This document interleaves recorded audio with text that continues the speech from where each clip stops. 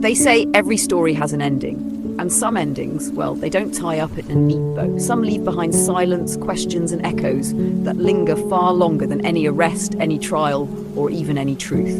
This is one of those stories. Detective Eren Cross stood quietly beside the towering gates of the presidential annex, known to only a handful as the Vault, a secret office holding decades of classified intelligence, confidential agreements, and government secrets that, if leaked, could reshape nations.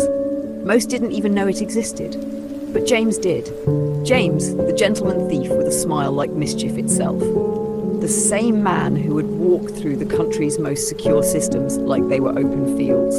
The man who had played chess while everyone else played checkers. Eren had finally caught his scent.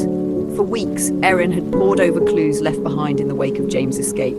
He studied flight logs, untraceable phone calls, satellite footage, and even a crumpled theatre ticket James had used as a diversion. Then, one rainy morning, it clicked. In the president's old memoirs, a single line caught his eye. Even secrets need a sanctuary.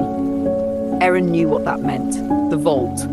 He contacted the highest military circles, and a secret troop was assembled, a hand-picked unit with stealth and strength unmatched by any public force. These weren't just soldiers, they were ghosts with weapons.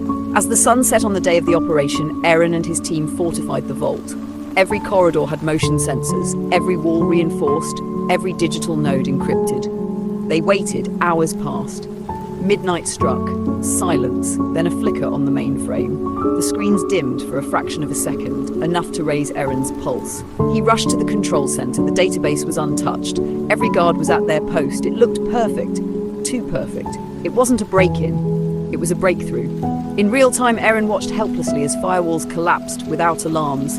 Encryption unraveled like twine, and files began transferring, but to nowhere.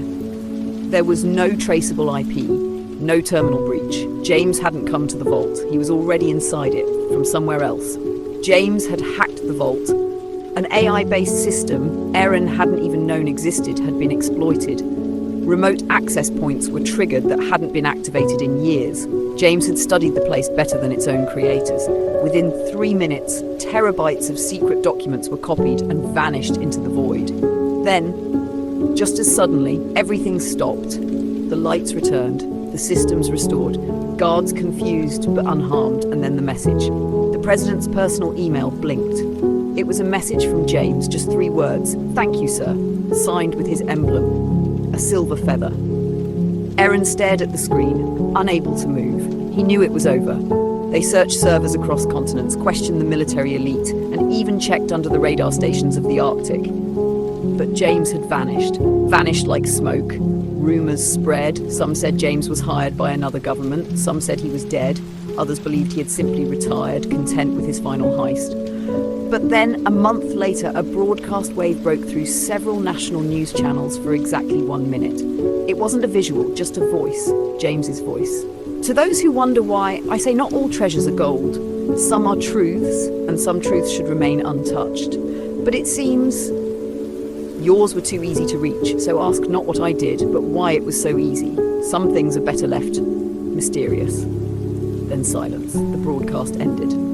That was the last anyone ever heard of James. And so Detective Eren Cross stood once more by the river, the same one where his first case began. The city pulsed in the distance. The case was closed, not with a bang, but with a whisper. No arrests, no medals, just the weight of unsolved questions and the faint trace of a phantom's smile.